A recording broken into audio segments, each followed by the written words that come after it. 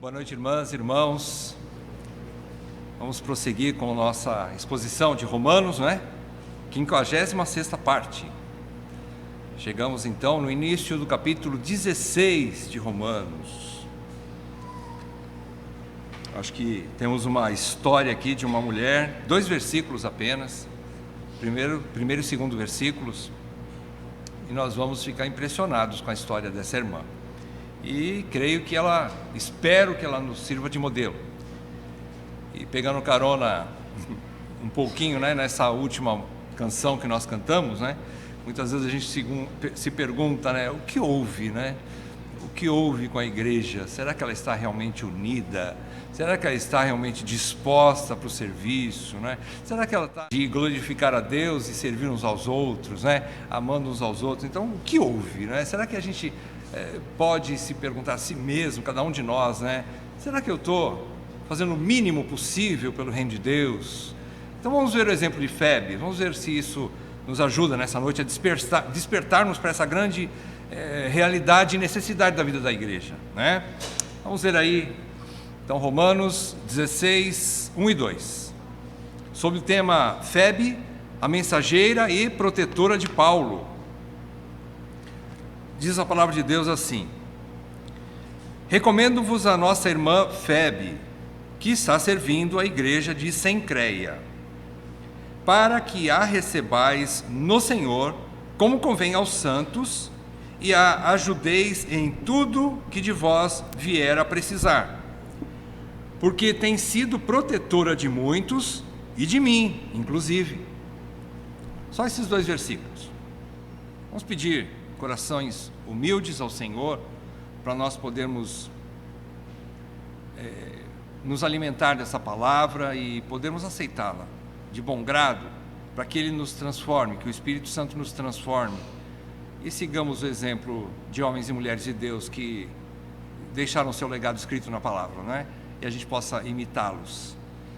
Oremos. Pai, nós pedimos nessa hora que o Teu Espírito Santo, com a mesma intensidade que Ele nos leva a essa alegria de adoração, que também nos coloque agora prostrados diante da Tua palavra, Senhor, para que possamos humildemente acatá-la, recebê-la, reconhecer os nossos erros, nossas falhas e pecados, a exemplo de homens santos, homens e mulheres santos das Escrituras, que nos servem de modelo.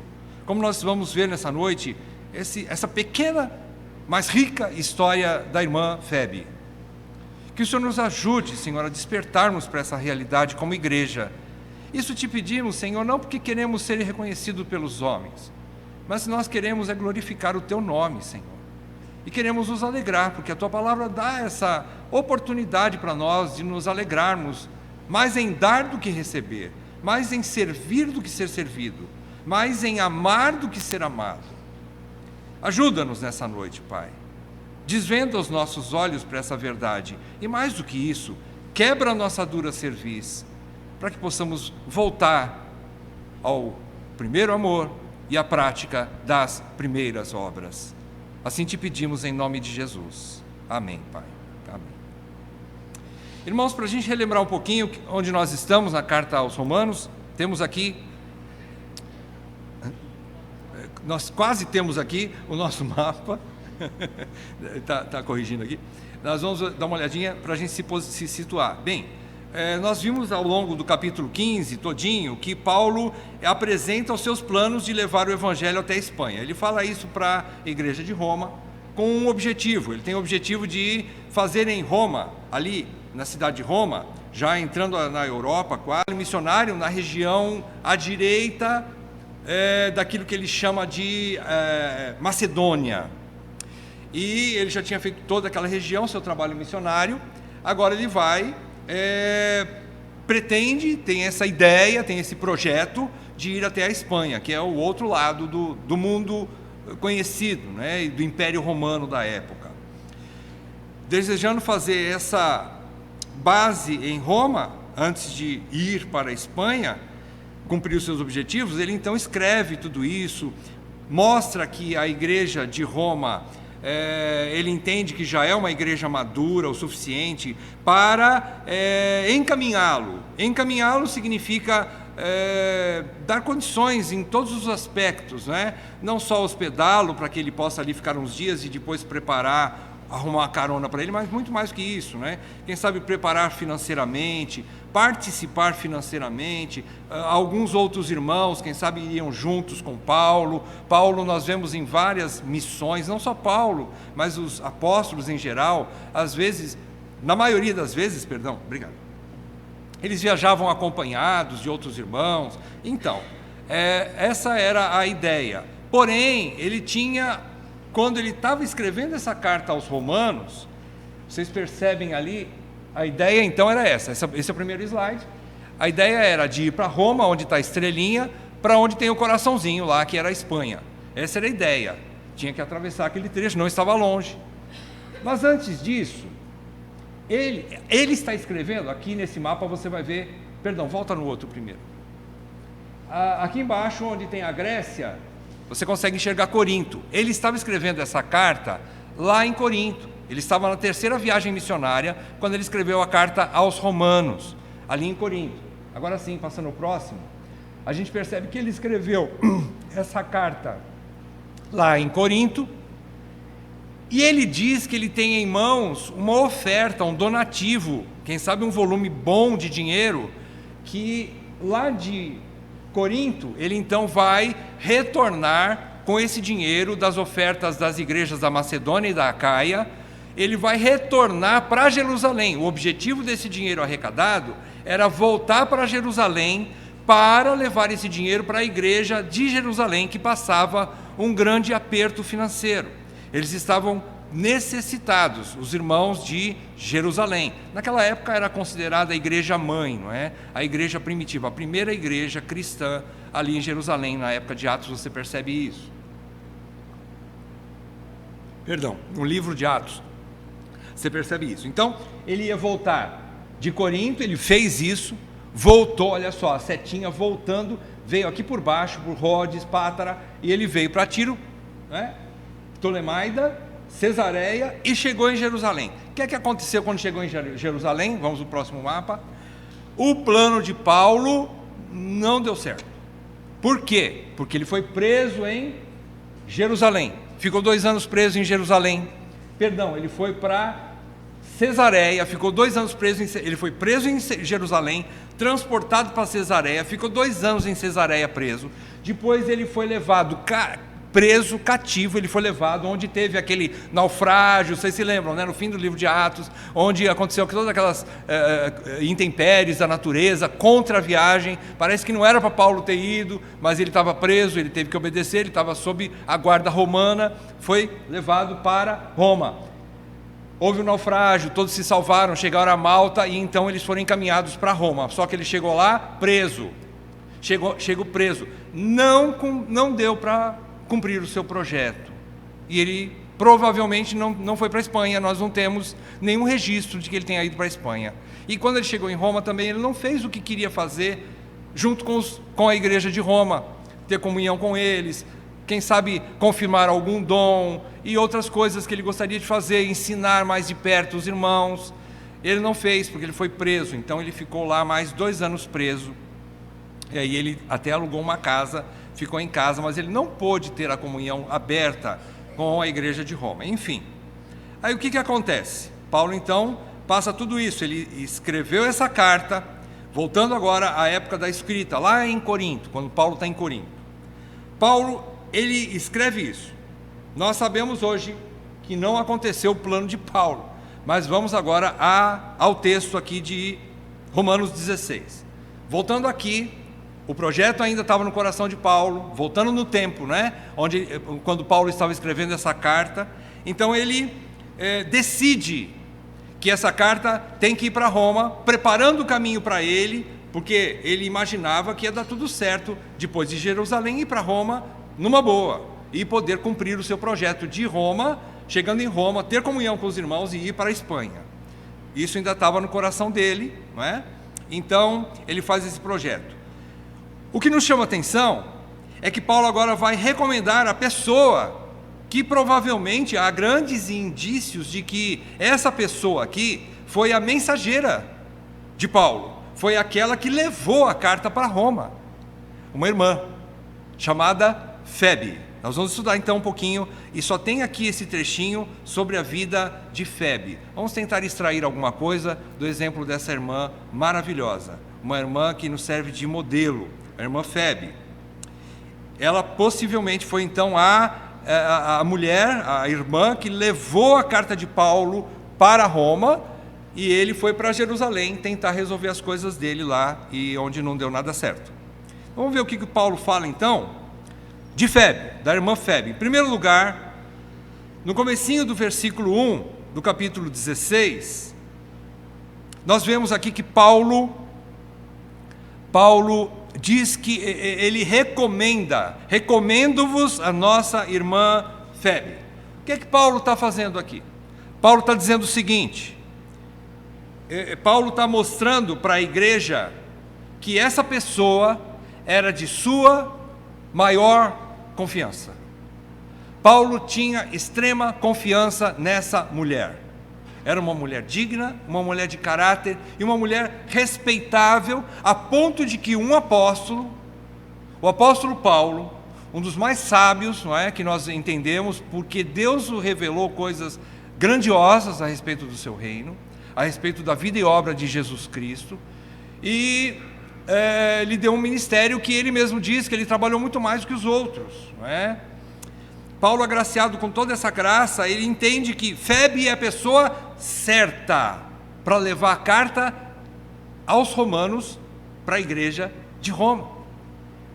Então, recomendar tinha um caráter bastante importante naquela época, porque o que estava acontecendo naquela época? O cristianismo estava sendo já atacado em várias frentes, não é? E uma delas é que falsos irmãos, falsos profetas, falsos cristãos estavam se levantando, alguns para combater o cristianismo, para falar mal do caminho, como dizem Atos, e aí vai, para fazer mal ao cristianismo, para impedir o progresso do cristianismo. Outros, malandramente, espertamente, estavam tirando proveito disso. Falsos irmãos também, talvez não com o objetivo de denegrir o evangelho, mas também eles estavam querendo tirar proveito das pessoas, dos cristãos que de bom grado abriam suas casas para hospedar, para dar comida, para cuidar de doentes. Alguns viajantes que vinham de longe, chegavam cansados, doentes, às vezes, né? As viagens eram longas, cansativas, difíceis. Então essas pessoas acolhiam, os cristãos acolhiam. Então Paulo escreve nessa carta, isso aqui sobre ela, recomendando Febe, como que dizendo assim, essa irmã vocês podem receber, abram as portas para ela, porque ela é de minha inteira confiança. Ela é uma mulher que eu confio plenamente. Então, se fazia necessário esse tipo de recomendação para mostrar que ela era uma pessoa digna de confiança. Paulo mostra isso. Era uma mulher de caráter confiável. E mais do que isso, servia também para que os irmãos a hospedassem com dignidade. Mais para frente Paulo vai falar mais um pouco a respeito disso, que a recebais no Senhor, né, e ajudem tudo que ela precisar. Ele vai falar depois, eu vou complementar isso. Mas também era importante essa recomendação para que a igreja também não recebesse de qualquer jeito, mas recebesse ela com dignidade, que ela merecia por ser essa irmã de confiança, uma irmã. É o segundo ponto aqui. Bom, então primeiro ponto, Paulo faz uma recomendação a respeito dela. Isso então mostra o caráter de extrema confiança, eu acho que não tem palavra melhor que essa, de Paulo em Febe. Então ele recomenda a ela, recebam-na de portas abertas, recebam-na com tranquilidade. Ela é minha amiga, minha irmã, e uma pessoa de inteira confiança. Então, primeiro ponto aqui, era uma mulher que tinha um caráter nobre, um caráter confiável, era uma mulher temente a Deus, era uma cristã de verdade, não é? E esse é o nosso segundo ponto. Caminhando um pouquinho mais, versículo 1 ainda, no comecinho, ele fala, recomendo-vos a nossa irmã Febe. Paulo está querendo dizer, quando o apóstolo dizia isso, era um carimbo de aprovado, principalmente para o apóstolo Paulo, né? Eu não estou querendo denegrir os outros apóstolos, mas Paulo era um homem que, quem sabe, cheirava longe os falsos, não é? Tinha percepção, tinha sensibilidade para saber quem era o verdadeiro, quem era o falso, quem era irmão de verdade ou quem não era. Ele tinha essa percepção. É lógico, isso aí não é uma coisa assim mística, mas é uma coisa de quem acompanha a vida de alguém. E pelas atitudes dela, Paulo vê, ela é uma irmã. Ela é uma irmã. Então recebam-na, porque ela é, e ele fala, nossa irmã. Qual o objetivo de Paulo? Primeiramente, falar sobre a legitimidade da sua fé. Ela é uma irmã. Eu confio nela em primeiro lugar, por isso eu recomendo.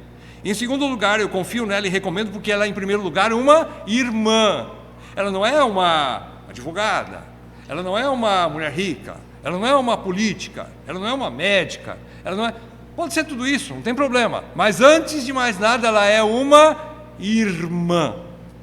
Ela é uma crente. Ela é uma cristã. Isso, por causa disso, eu a recomendo. Porque ela é uma irmã legítima, nossa irmã. Atestando então da boca de Paulo, do apóstolo, expressando essa certeza absoluta da sua conversão, através do andar dela com Deus. Então ela tinha uma vida piedosa. Paulo, com certeza, tinha uma experiência já de amizade, de comunhão com essa irmã. Já conhecia, Paulo já tinha comido alguns sacos de sal, né, como dizem por aí, não é? Já tinha um tempo de convívio com essa irmã, não ia recomendar de qualquer jeito. Então ele sabia quem ela era, e principalmente por ver que ela era uma irmã. Por quê? Por conta da vida piedosa dela, uma mulher respeitável, uma mulher santa, uma mulher que se comportava de maneira adequada, uma mulher que tinha uma legítima vida cristã, um comportamento sábio, temente, não é? Modesto. Então tudo isso fez com que Paulo a apresentasse, recomendasse e ainda desse essa a qualificação dela, é uma irmã. E pense uma coisa, o nome de Febe, vamos falar só um pouquinho sobre o nome de Febe.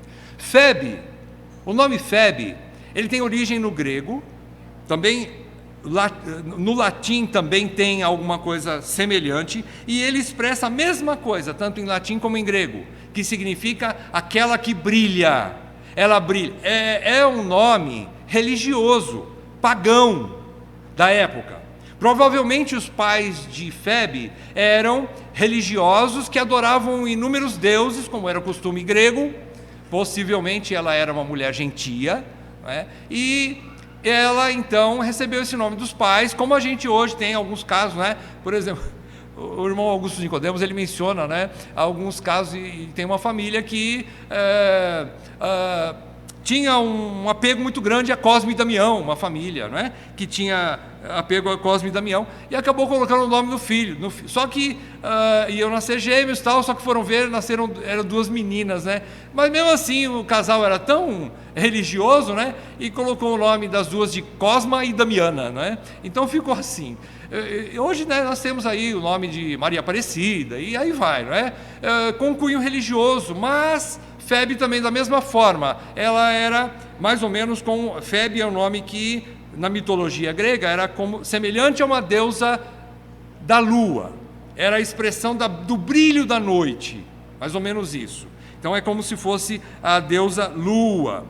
Mas, com esse fato de chamar a nossa irmã Febe, ele quer dizer o seguinte: isso já não tem mais peso para ela, tanto que ela já está livre disso, que hoje ela não se incomoda. Alguns mudavam de nome, né? Eu não quero mais ficar com o nome de um deus pagão, né? Eu quero mudar de nome, eu não quero mais chamar Cosme, eu quero chamar agora, põe outro nome, né?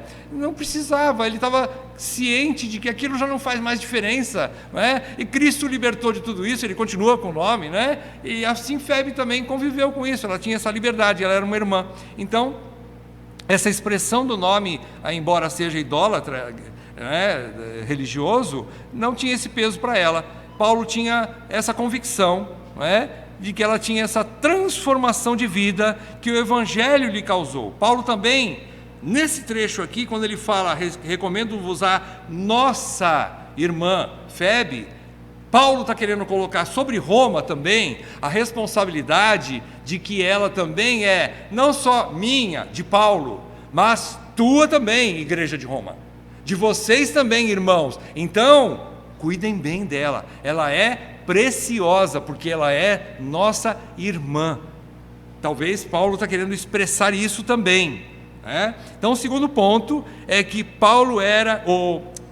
que Febe era uma irmã legítima, nossa irmã. Então, abram as portas para ela, né? É isso que Paulo está querendo mostrar aqui. Segundo ponto, ela é nossa irmã, ela é cristã. Terceiro ponto, no fim do versículo 1, Paulo afirma que Febe está servindo a igreja. Presta atenção, Cencreia, aqui não aparece. Mas, pertinho não tem problema que não aparece, viu, Dan? Não aparece. Mas Corinto era uma cidade relativamente grande, e ela tinha um comércio muito... o comércio era bastante movimentado, e ela tinha alguns portos à beira-mar. Um deles chamava-se Cencreia, era um bairro. E ela servia, Paulo diz aqui, no final do versículo primeiro, que está servindo a igreja de Cencreia. Cencreia não era a primeira IPB da cidade, não era a maior igreja da cidade, não era a matriz da cidade, não era a igreja mãe das outras demais igrejas da região.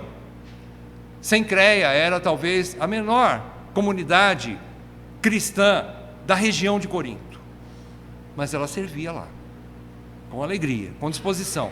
Paulo diz que ela está servindo, ela nem serviu e agora não serve mais, ou ela não serve ainda, mas vai servir um dia. Não, nem futuro, nem passado, presente, contínuo.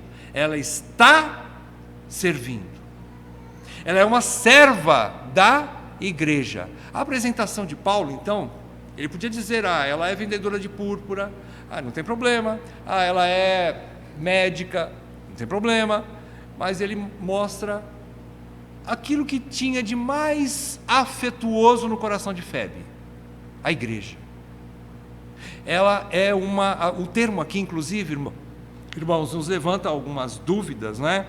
Porque o termo aqui, está servindo, é o mesmo termo que diácono. Então, algumas traduções da Bíblia, se eu não me engano, a NTLH, ela traz já como ela é diaconisa da igreja de Cencreia. Não tem problema usar o termo diaconisa, desde que não se coloque ela como oficial da igreja. O termo diaconisa, o termo diácono aqui, o que ela está servindo, é o mesmo termo, volta um pouquinho, no capítulo 13 de Romanos, é a mesma palavra para que Febe está servindo, é a mesma palavra do capítulo 13, versículo 4. O que diz aí, capítulo 13, versículo 4 de Romanos? Visto que a autoridade, ou seja, a autoridade do governo é ministro de Deus, para o teu bem.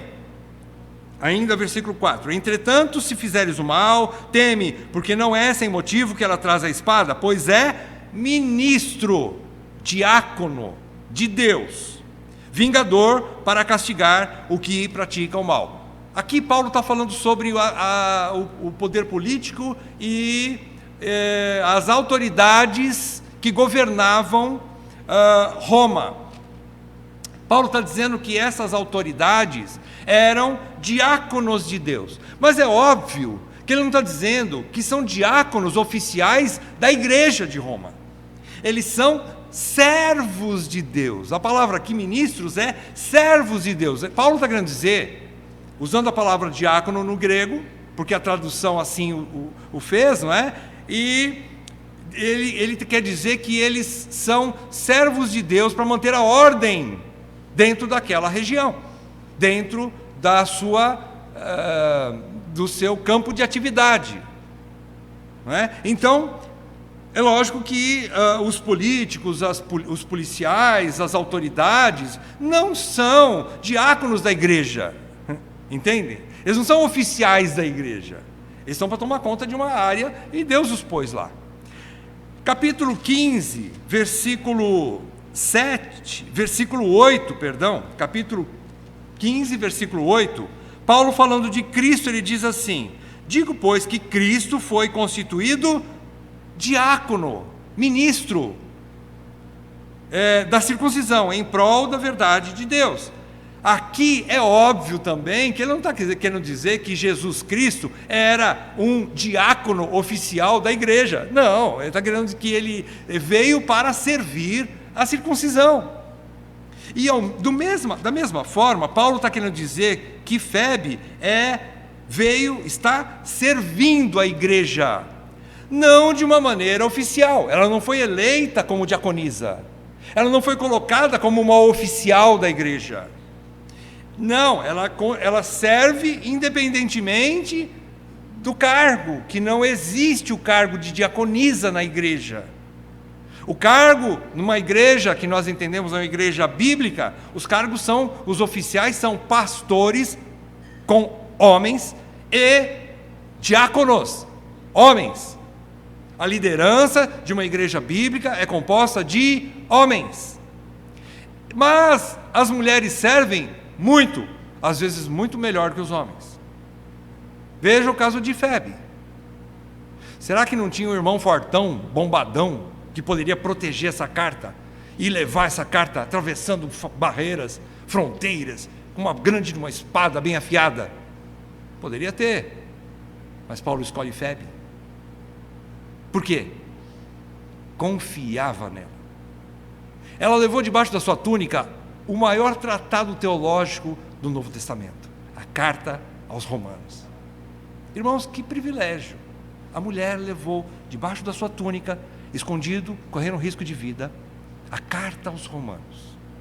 Maior tratado teológico, maior robusto, a carta com mais teor teológico do Novo Testamento. A mensageira foi Febe. Então, ela está servindo. O que quer dizer que não era uma igreja de renome, né, para dizer assim, nossa, ela está lá na primeira igreja de Corinto, né? Não é isso, ela estava na igreja da periferia, uma igreja pequena, provavelmente, né? Mas ela está servindo. Paulo coloca isso aqui, ela está servindo a igreja. Mesmo assim, então, não importa o tamanho da igreja, talvez ali no litoral não tinha muita gente, mas ela está servindo em amor. E Paulo diz que ela está servindo, e quando ele fala que está servindo, é que ela está cumprindo a sua obrigação, por assim dizer, de cristã. Ah, mas quem serve não é só diácono e presbítero? Quem disse? Quem disse? Onde está escrito que só diácono e presbíteros que servem ao Senhor? Mulheres servem ao Senhor, jovens servem ao Senhor, todo tipo de irmãos, de irmãs servem ao Senhor, desde a mais tenra idade, quando ele já começa a entender, até os mais velhos, dentro da sua possibilidade, dando tudo que tem, tudo que é, para o reino de Deus, em prol do reino de Deus. Então ele está servindo aqui, né? Então, primeiro ponto, Paulo recomenda porque é confiável. Segundo ponto, Paulo mostra que ela é irmã, ela é cristã de verdade. Porque pelos frutos ele conhece a árvore, ela é uma irmã de verdade. Terceiro ponto, além de ser uma irmã, ela é uma irmã ativa.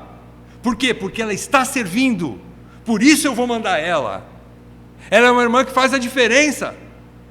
Ela está lá não para se aparecer, mas também ela se incomoda em não fazer nada pela igreja. É alguém que não consegue ficar parado. Está servindo, quer dizer, eu compro essa briga, por assim dizer, né? Eu procuro oportunidades, mais do que isso, eu crio oportunidades de fazer alguma coisa pela igreja. Uma vez eu preguei um sermão aqui chamado Os Caçadores de Oportunidades. Às vezes a gente faz as coisas quando nos aparecem as oportunidades, mas tem gente que caça a oportunidade, é diferente. Quando aparece a oportunidade, eu quero ser voluntário. Aliás, voluntário tem uma conotação muito perigosa para nós, porque voluntário parece aquela coisa assim, se der tempo eu faço, se não der eu não faço.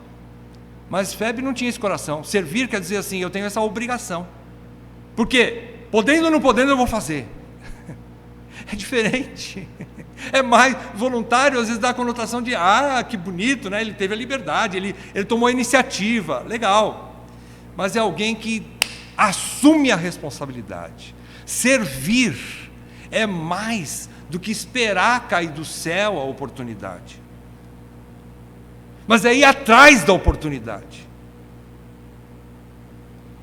é criar a oportunidade, é botar a mão no bolso, botar a mão não sei aonde, mas fazer alguma coisa, sair da zona de conforto e entrar para dentro do trabalho. Isso é servir. E assim Paulo disse que ele estava servindo. Quarto lugar, e eu vou pular aqui um pouquinho no versículo 2, vou lá para a última parte do versículo 2, quando Paulo mostra que ela era protetora. Pula a parte primeira do versículo 2, vai lá para o finzinho, porque Paulo diz assim, porque tem sido protetora de muitos e de mim inclusive. De mim inclusive. O que Paulo quer dizer aqui? Paulo testemunha sobre a proteção de Febe aos santos. Muitos aqui, ela está querendo dizer aos irmãos, muitos irmãos, quem sabe naquela época tinha muitos mensageiros de Deus, muitos profetas, ambulantes, apóstolos, não é? Caminhando para lá e para cá, muitos não, tinha só 12 e Paulo, desculpa. Mas tinha muitos servos, muitos pregadores, missionários, não é? E quem sabe ela era uma protetora. A palavra protetora aqui, além de significar alguém que protege, lógico, né? Protetora é alguém que às vezes acolhe em sua casa para evitar que os inimigos do evangelho matem aquela pessoa, façam mal para aquela pessoa. Isso também é proteger, claro. Mas proteção aqui, ele abrange, é um termo que abrange um pouco mais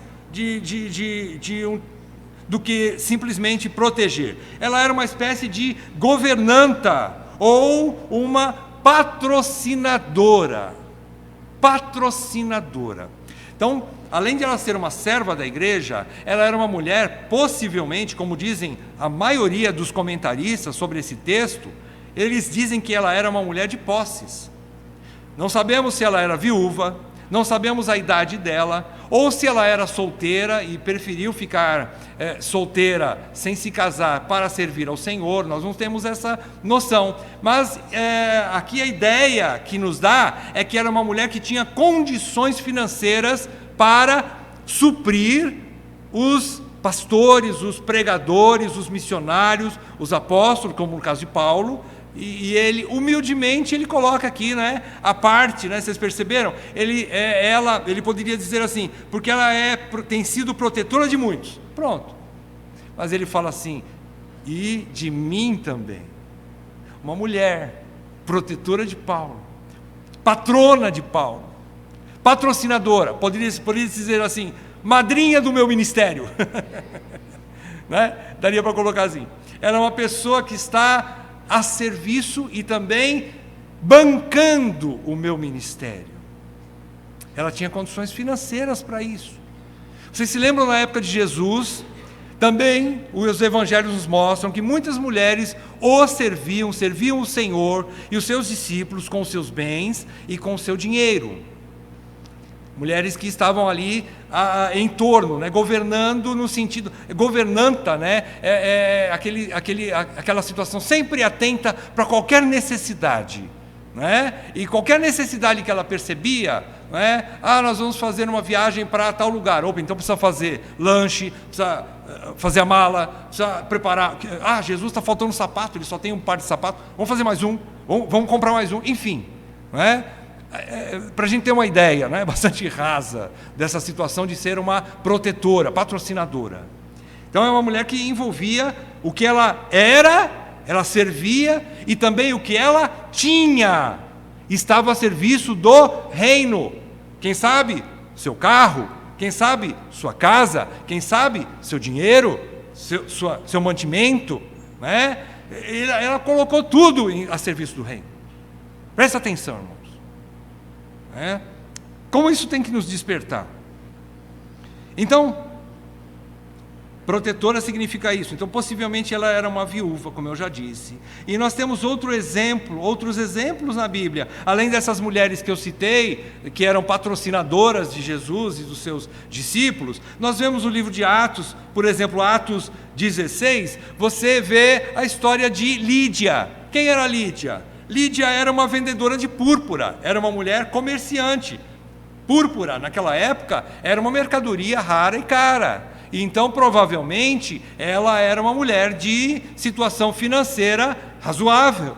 Tinha condições financeiras, não é? Boa, Lídia. E ela se converteu. E ela põe, depois do seu batismo, põe a sua casa à disposição de Paulo e dos demais apóstolos, não é? Lídia, então, era uma mulher negociante. E mais ainda, um pouco antes no livro de Atos, capítulo 9, você vai encontrar a história de uma mulher chamada Tabita, ou Dorcas, né? São os dois nomes, tanto em aramaico como em grego. Tabita era uma mulher que cuidava das viúvas e das velhinhas, e ela fazia roupas, fazia túnicas, cuidava das velhinhas da igreja em geral. Aconteceu que ela morreu. E vocês se lembram da história, né? Pedro estava numa cidade pertinho de Jope, ela era da cidade de Jope, e os irmãos da cidade de Jope mandam chamar Pedro. Pedro, vem para cá, talvez para consolar a gente, talvez para pregar o evangelho, porque nós perdemos uma irmã tão querida, porque ela era patrocinadora da igreja, ela era uma irmã protetora da igreja. E Pedro vem, e o que Deus faz através de Pedro? Vocês se lembram? Ressuscita Dorcas. Tem algumas irmãs que a gente ia pedir, não, Senhor, não ressuscita não, deixa ela aí que tá bom. Mas para Tabita, para Dorcas, Deus usa Pedro e através de Pedro Deus ressuscita e põe ela de volta no ministério dela, de cuidar das viúvas, patrocinadora, financiadora, uma mulher envolvida com o reino, que serve a igreja, coloca os seus bens a serviço da igreja. Então, tem essas histórias aí que a gente pode também, para fortalecer o testemunho aqui de Febe. Então, quarto lugar, ela era uma mulher que protegia, ela era uma patrocinadora de muitos cristãos e especialmente de Paulo. Em quinto e último lugar, eu vou voltar para o começo agora do versículo 2, quando Paulo fala, qual era o objetivo? Recomendo-vos para que a recebais no Senhor, como convém aos santos, e a ajudeis em tudo que de vós vier a precisar. Paulo está querendo dizer o seguinte, em quinto lugar, Paulo intercede por ela. No versículo 1, no comecinho, ele recomenda. E agora ele vai mostrar o porquê que ele recomenda, porquê que ele faz ele conta a história de Febe, ele mostra o ministério de Febe, ele mostra que ela era uma irmã ativa, uma irmã legítima, uma protetora, inclusive dele, ele dá testemunho, ela me patrocina, ela me protege também, junto com muitos. Então eu vou te pedir uma coisa, igreja de Roma, Paulo vai interceder junto à igreja agora. Dá aqui a ideia de que Paulo quer que a igreja receba de braços abertos, que não faça nenhuma restrição quanto à irmã, em alguns sentidos, óbvio, no sentido de ser uma irmã. Ele diz aqui duas coisas. Ele diz, para que a recebais, primeiro, no Senhor, e depois ele diz, como convém aos santos. Duplamente, Paulo quer dizer o seguinte, recebam-na como uma verdadeira irmã, e como vocês são verdadeiros irmãos, recebam-na em nome do Senhor, ou seja, no Senhor, como convém para vocês que são santos. Tenham a atitude correta com essa mulher. Ela é minha irmã, ela é minha protetora, ela é serva da igreja que eu estou aqui momentaneamente servindo. Então ela é digna de toda a confiança. Recebam-na com todo carinho, com todo cuidado, com todo temor, como se fosse algo preciosíssimo. recebam-na no Senhor e como convém aos santos. Paulo está querendo dizer isso. Uma referência dupla ao amor e serviço cristãos. Irmãos, a hospitalidade naquela época fazia parte da prática cristã de uma maneira bastante forte. No início, lógico, aquele movimento de pregadores, às vezes, alguns falsos, né? Falsos profetas no meio, naquela época já tinha, não é só hoje não, mas já tinha aquele movimento, né? Então as pessoas recebiam, tinham que ter alguns critérios para receber. Como Paulo recomenda, então, recebam-na sem problema nenhum, porque ela é nossa irmã. Então, mas havia esse movimento. Então, receber pessoas que mal se conhecia era uma coisa meio que comum. Então, a igreja de Roma é alertada aqui, ou motivada para o Paulo, para receber ela. E mais, ele diz assim, e a ajudeis em tudo o que de vós vier a precisar. Paulo está querendo dizer também que ela tinha alguma coisa para fazer lá, não só levar a carta para eles, mas alguma coisa ela foi resolver na capital. Roma era a capital, talvez só tinha cartório lá, alguma coisa disso, né? Foi reconhecer alguma firma, sei lá, estou brincando. Mas ela foi lá e ele diz assim, olha, se ela precisar de alguma coisa, ela tem tem negócios, ela precisa resolver algumas coisas aí, então acolham-na e encaminhem-na no que ela precisar. Se ela precisar de carona para ir para o centro, leva ela. Se ela precisar de comprar alguma coisa, material para o negócio dela, ajuda ela, leva ela, dá carona. Enfim, dê toda a assistência, toda essa logística para que ela possa resolver os problemas dela aí em Roma. Assim ele recomenda a Febe e pede para os irmãos ajudá-la. Pensem, ela era uma irmã que servia a igreja, agora ela vai ser servida pela igreja também, né? Então ela humildemente deveria aceitar isso, né? Então aqui mostra que ela também, a nível dos seus negócios particulares, Paulo também recomenda, não tem nada demais. Suponhamos que ela fosse uma comerciante e precisaria comprar mercadoria lá em Roma para trazer. O Paulo fala, ajudem-na a buscar a mercadoria no melhor lugar. Vocês conhecem melhor a cidade do que ela mora em Corinto e tal. Leva ela nos melhores lugares, leva ela na 25 de março, né, para comprar uma boa mercadoria. Estou brincando, lá em São Paulo, né? Enfim, leve no lugar onde ela vai achar as melhores mercadorias, tipo assim, não é? Então encaminhe, veja, não tem nenhum problema você fazer isso, acolham-na e sirvam-na no que ela precisar, né? No que ela precisar. Então, o que a gente conclui disso aqui, depois desses 5 pontos que nós vimos aqui, que Paulo fala de Febe, não é? Que ele recomenda a Febe, porque ela é uma irmã legítima, e ela está servindo a igreja. Em quarto lugar, ela é protetora dos santos, inclusive dele, e também Paulo pede para que a igreja a ajude em tudo que ela precisar. O que a gente conclui? Algumas coisas que a gente pode concluir aqui da história de Febe. Febe levou em sua bagagem, então, como eu já disse, o maior tratado teológico do Novo Testamento, sob risco de morte. Não só porque ela carta aos romanos e era realmente uma bomba para o império das trevas, né? Para a incredulidade, era uma bomba contra Satanás e suas hostes, era uma bomba contra também o legalismo, o judaísmo, enfim. Carta aos Romanos foi uma carta preciosa, né? Não era só por causa disso, e nem tinha se cogitado nisso ainda, né? Ela não tinha essa repercussão como tem hoje a Carta aos Romanos. Mas, de qualquer forma, tudo que era ligado ao cristianismo corria risco. Todo mundo que se declarava cristão e que viajava, ainda mais ia para o centro do furacão, né? Para onde ela estava indo? Para Roma. Qual era o problema de Roma contra o cristianismo? Kyrios. A palavra Kyrios significa, a igreja adorava um tal de Jesus, que eles chamavam de Kyrios. Quem era Kyrios? Senhor. Mas, para os romanos, Senhor era César, era o imperador. Então, ai de quem dissesse que adorava outro Senhor, Kyrios. E a igreja adorava. A igreja confessava o nome de Jesus Cristo como Senhor.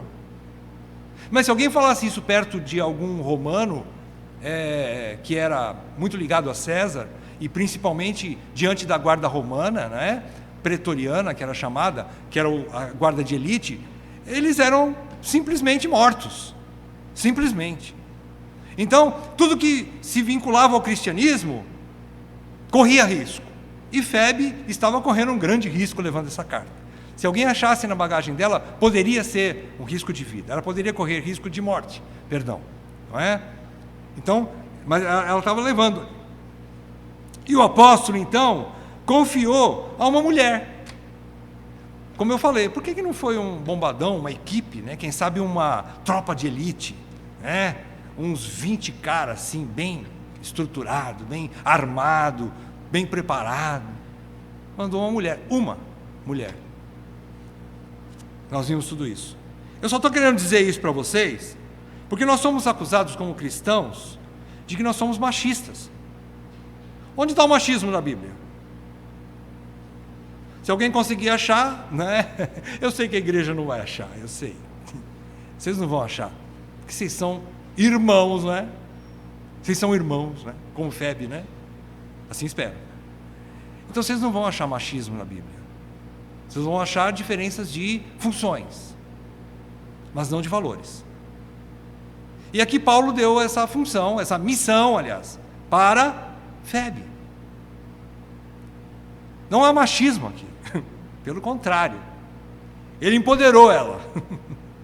Febe foi empoderada por Paulo. Leva essa carta para mim. Eu confio em você. Que coisa, não é? Não precisou lutar por nada, mas ela foi tida como confiável por Paulo. Segunda coisa que a gente aprende, o cristianismo legítimo é evidenciado quando o amor não é só da boca para fora, mas também de fato e de verdade. Quem nos ensina isso? João, 1 João. Ele diz que o amor não é só da boca para fora. Eu amo você, meu irmão. Mas se eu ver o meu irmão passando fome, passando necessidade, tendo alguma necessidade e não lhe suprir, João pergunta assim: onde está o vosso amor? Que amor é esse? O que houve? Como nós cantamos o hino, né? O que houve? Isso não é amor. O amor é prático. O amor não pode ser só da boca para fora. O amor coloca tudo que tem e tudo que é, que você tem, que você é, a serviço do reino, a serviço dos teus irmãos.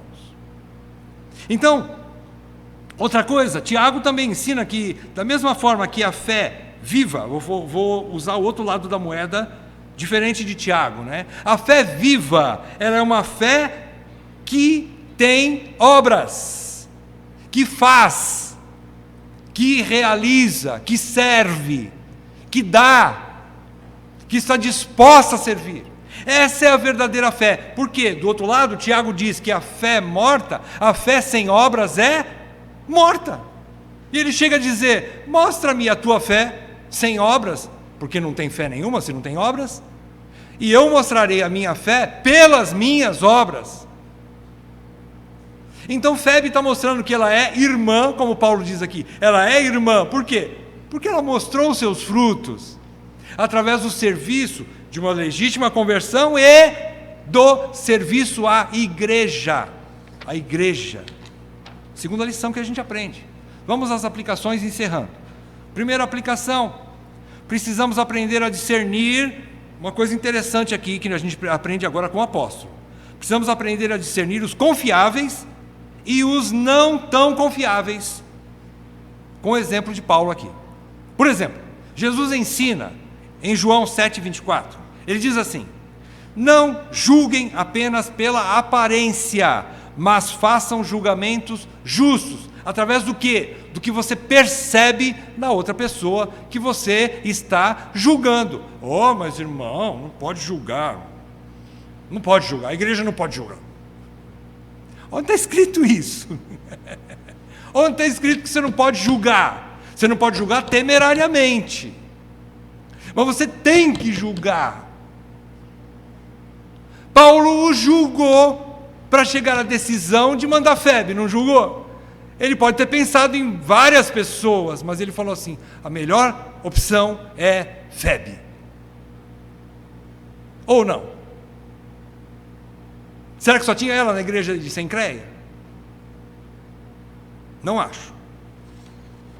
Romanos, aí mesmo onde a gente está, veja o versículo 17 e 18, Romanos 16, 17 e 18, eu vou dar uma esticadinha só para a gente tirar uma coisa aqui. Paulo diz agora, aqueles que ele não recomenda, que ele não recomendaria. Rogo-vos, irmãos, que noteis, presta atenção, presta atenção, no noteis. Prestar atenção? Então, noteis presta atenção. Noteis bem aqueles que provocam divisões e escândalos em desacordo com a doutrina que aprendestes. Afastai-vos deles. Ah, irmão, eu não posso fazer acepção de pessoa dentro da igreja. Você é bobo. Irmão, você não pode ficar nessa inocência. Você vai ser contaminado. Judas fala sobre isso.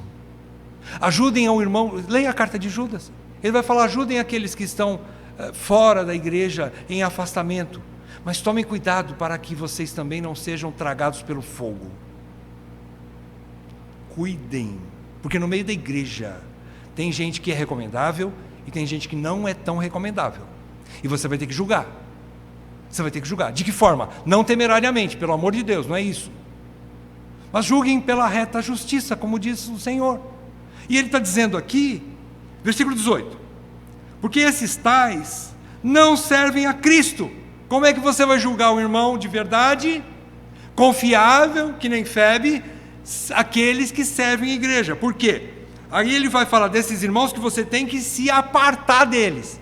Afaste-se deles. Por quê? Porque esses tais não servem a Cristo, nosso Senhor, e sim ao seu próprio ventre. E com suaves palavras e lisonjas enganam o coração dos incautos. Os incautos são aqueles bobinhos que falam assim, não posso julgar, eu não posso fazer acepção de pessoa, eu não posso me apartar de irmão, mesmo que ele está vivendo no pecado, mesmo que ele está no engano, mesmo que ele está fora dos princípios, eu tenho que ficar perto dele.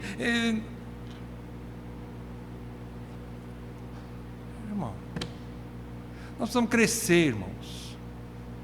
Se a igreja não amadurecer, nós vamos ficar sempre como criancinhas no parque da infância, que não sabe discernir o certo do errado, o falso do verdadeiro, o santo do profano, não sabe se apartar do que é mal, não sabe andar com o que é bom, não sabe discernir. Vamos ficar que nem Paulo, Efésios capítulo 4, ele diz, você vai sempre ser meninos levados por todo o vento de doutrina, para lá e para cá, o vento sopra para lá, eu vou, sopra para cá, eu vou, não tem firmeza nenhuma. Tolinho, incauto, como diz Paulo aqui, né? Desculpe pela palavra que eu usei de bobinho, não é? Mas incauto é isso. Incauto é inocente a ponto de ser um tolo. Por quê? Porque ele não sabe discernir quem é confiável e quem não é confiável. Nós não vamos expulsar ninguém da igreja, mas nós vamos nos apartar daqueles que não querem seguir o caminho da verdade. E que Paulo diz aqui, Febe serve a igreja. Esses daqui servem o próprio umbigo, ou eles mesmos. É isso que Paulo quer dizer aqui. Eles só querem as coisas para ele, não tem nada que é dele que serve para o reino. É só meu, é para mim, é meu, e meu, e meu. Eu não reparto com ninguém, não sabe servir, não sabe dar, não sabe repartir, não sabe. E assim é, e vai servindo o próprio ventre. Paulo diz, afastai-vos deles. Sinto, mas é assim que é a igreja. Se nós não ouvirmos isso agora, vamos ouvir mais para frente. Louvo a Deus, porque essa é a palavra de hoje. Confiabilidade é adquirida depois de vários testes de qualidade. Febe passou por vários testes de qualidade. Como um produto que sai da fábrica, não é? Não sai se não for testado, para depois ser aprovado, e aí vai para o setor de vendas. Assim Febe foi testada, e depois ela foi... Deram uma missão importantíssima para ela. E ela foi. Segunda aplicação. Você cresce espiritualmente de duas maneiras, né? Você amadurece como cristão de duas maneiras, ou desenvolve a sua fé. Duas maneiras. Primeira, conhecimento bíblico e vida de oração, uma vida na vertical, relacionamento com Deus. Primeiro fator que faz com que você cresça como crente. Conhecimento bíblico, estudo bíblico, participação das reuniões da igreja, crescimento no conhecimento da palavra de Deus e uma vida de oração. Essa vida oculta com Deus, Bíblia e oração. Bíblia e oração. Primeiro ponto de crescimento do crente. Segundo ponto de crescimento do crente, exercício de uma vida de servo. Exercício de uma vida servil. Ninguém cresce se não puser a mão na massa.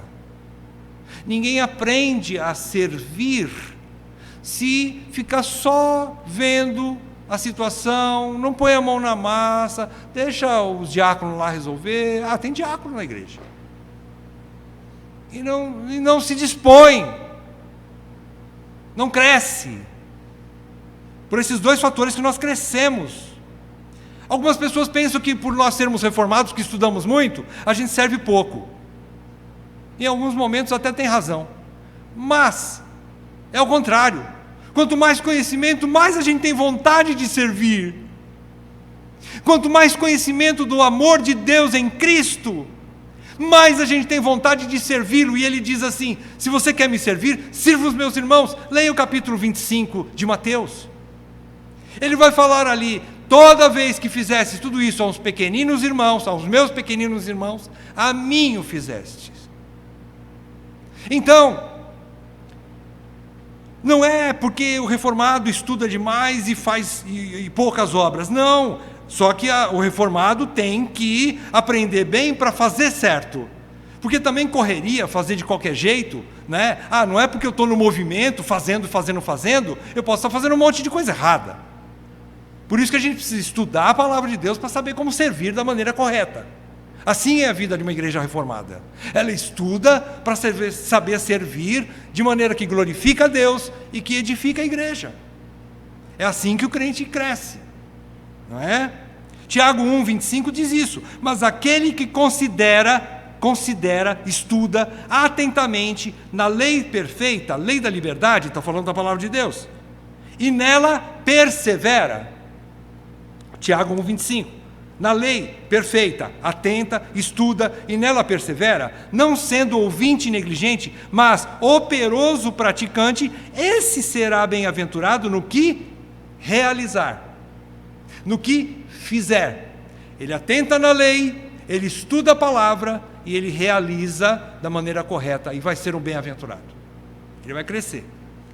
Terceiro e último ponto: servir é muito mais do que ser voluntário, como eu já falei no meio do sermão. Servir é sentir o peso, a responsabilidade, a convicção de que é para mim. É isso que é servir. Servir é declarar: eis-me aqui, envia-me a mim. Quem falou isso? Isaías, capítulo 6. Eis-me aqui, envia-me a mim.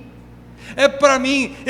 Deixa que eu bato o pênalti. Está todo mundo com medo, não pode perder. A última chance de virar o jogo. Eu compro essa briga, eu visto a camisa, eu vou para cima, eu faço. Servir é isso. Servir não é só ficar esperando a oportunidade para servir, mas é criar as oportunidades. Servir é proteger, é sustentar os outros, correndo riscos às vezes de ter perdas, de ter prejuízos, e ter custos, e não ter lucro nenhum. Isso é servir como cristão, irmãos, sem esperar lucro. Pelo contrário, botar a mão no bolso e dar. Isso é servir como cristão. Servir é investir a sua vida, sua casa, seus bens, seu dinheiro, sua saúde, sua família, seu tempo, seus talentos para o bem dos seus irmãos da igreja local que você faz parte. Isso é servir. Tem uma frase de um presbítero que eu amo muito, pena que ele já foi recolhido pelo Senhor, né? Eu não sei se eu falo se eu amava ou eu amo. Presbítero Antônio Carlos Garcia. Ele foi um dos meus pastores no início da minha carreira. Ele tinha uma frase muito interessante, eu nunca me esqueci dessa frase. Ele falava assim: quem não vive para servir, não serve para viver. Interessante essa frase, eu guardei no meu coração. Eu aprendi desde o início a servir, desde o início da minha conversão. Nós tivemos uma paixão pelo Evangelho e pelo serviço. Eu e minha esposa, nós nos colocamos à disposição do reino para fazer as coisas assim que a gente nem imaginava que podia. E a gente viu logo depois 3 parizinhos de pezinhos atrás de nós servindo também. E a turma foi indo. A exemplo do papai e da mamãe, foram indo no serviço do reino. Eu não estou dando esse testemunho aqui para me gloriar diante de Deus, mas eu estou dando esse testemunho para ver o que Cristo fez na minha vida, que desde o início, Deus sempre me pôs no serviço de servir, ou no serviço, né? E eu dou graças a Deus por isso. E teve momentos, né, depois de uma certa idade, que eu pensava comigo mesmo: agora acabou o gás, agora acabou a gasolina, eu não tenho muita saúde mais, agora não vai mais, e Deus está mostrando que isso já faz anos, e a gasolina não acabou, e o gás está aqui, e eu estou aqui servindo, e vou continuar com a graça de Deus. Eu pensei que eu ia parar. Alguns momentos eu falei: agora eu vou pendurar minha chuteira, eu vou parar, não dá mais, estou cansado. E Deus no dia seguinte me punha de pé, com alegria: vamos para frente, vamos. Eu não estou falando isso que eu tenho força, irmão, vocês sabem o que eu estou querendo dizer, não é? Eu estou falando isso porque Deus faz. Deus fez na minha vida, fez na vida da minha esposa, fez na vida dos meus filhos, fez na vida das minhas noras, está fazendo, vai fazer. Para a glória dele, não minha. Deus vai levantar gente, vai levantar novas febres, eu creio nisso. Ele vai fazer isso. Comigo ou semigo, ele vai continuar trabalhando na igreja, ele vai continuar mantendo essa igreja de pé. A oportunidade, perdão, né, usar o termo oportunidade, né? Mas não perca a oportunidade, está cheio de oportunidade de servir, irmãos. Desde as mínimas coisas. Que lição dessa irmã Febe? Vocês não acham? Eu fico admirado vendo a vida dessa irmã. Isso me motiva mais ainda. E eu imaginava que, como eu falei, né? Imaginava que já não ia dar mais, mas eu estou com gás, pela graça de Deus. Deus nos ajude, né, a nós despertarmos para o serviço cristão, não é? Para podermos amar de fato e de verdade, não é? Vamos orar? Senhor, muito obrigado pela Tua graça, pela Tua misericórdia infinita sobre nossas vidas, Senhor, que nos põe de pé. E muito obrigado também porque o Senhor nos exorta, porque nos ama. E eu peço, Pai, para que nós possamos, todos nós, cairmos em si. E diante de Ti, nós olharmos para a nossa vida de serviço do Teu reino. Ó Deus, que nós possamos voltar ao primeiro amor e à prática das primeiras obras, porque essa igreja aqui já experimentou tanto disso, Senhor. Todos os nossos irmãos aqui já provaram tanto do serviço e já fizeram com tanta alegria, tantas coisas pelo Teu nome e para o bem dos irmãos. Ó Deus, reaviva-nos. E então invocaremos o Teu nome. E voltaremos a Te glorificar como o Senhor é digno e como os irmãos precisam de mim e de todos nós. Toca no coração de cada um aqui nessa noite e de todos que vão me ouvir depois. Eu te peço isso em nome de Jesus. Amém, Pai. Amém.